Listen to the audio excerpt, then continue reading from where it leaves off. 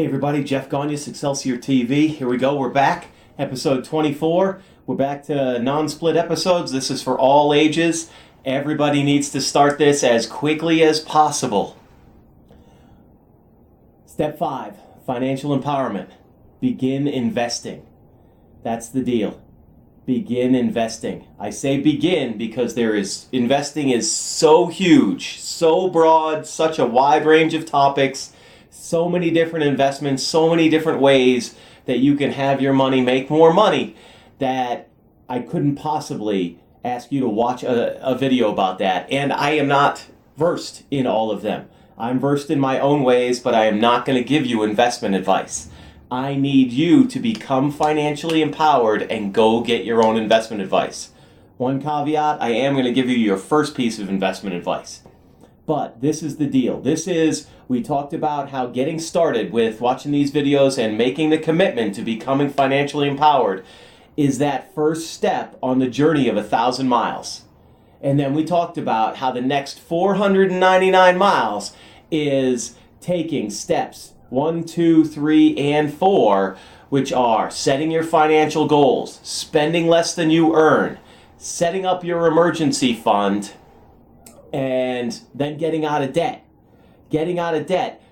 Those 4 steps are not going to happen in the 4 or 5 or 6 days that you watch these episodes. It's just not going to happen that way. This is a process. Please remember that I asked for 3 years of your life to get you financially empowered. You can get yourself financially empowered in your mind in less time than that.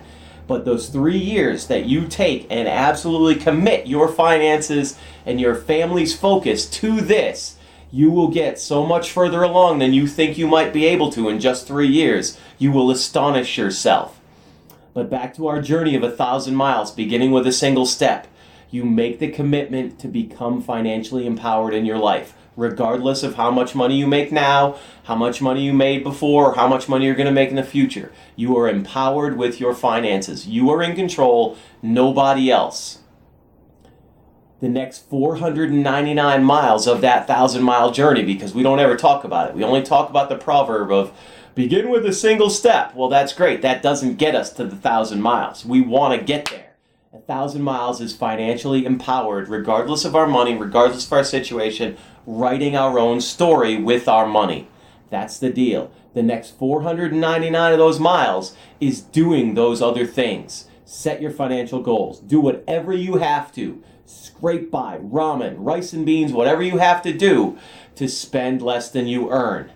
Set up that emergency fund so you don't keep dropping yourself into a hole that you're trying to fill in when emergencies in life pop up, because it will. And then step 4, as you work to get yourself out of debt, know that you are working to turn your monthly payments of financial debt that you are sending out to car companies, to credit card companies, to stores, to gas cards, to whatever it is, to loans, to student loans. You're turning those monthly payments eventually into monthly power. And then step 5, begin investing. This is when we get to take those payments, that monthly money that's coming in, that doesn't have to go out for something that we've already bought, spent, used up, probably even gone and given away to Goodwill or already upgraded. Already done, but we're still paying on it. Now we turn that stuff, we turn those monthly payments, that money, into monthly power moving forward. We begin investing. We learn about money. And that's what I want. I'm only going to give you one piece of advice. It's right at the end.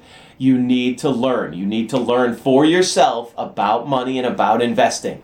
And you need to find people that you can trust that are smarter than you with money to help give you advice. If you want advice from me, make contact with me. It's not going to be in an episode.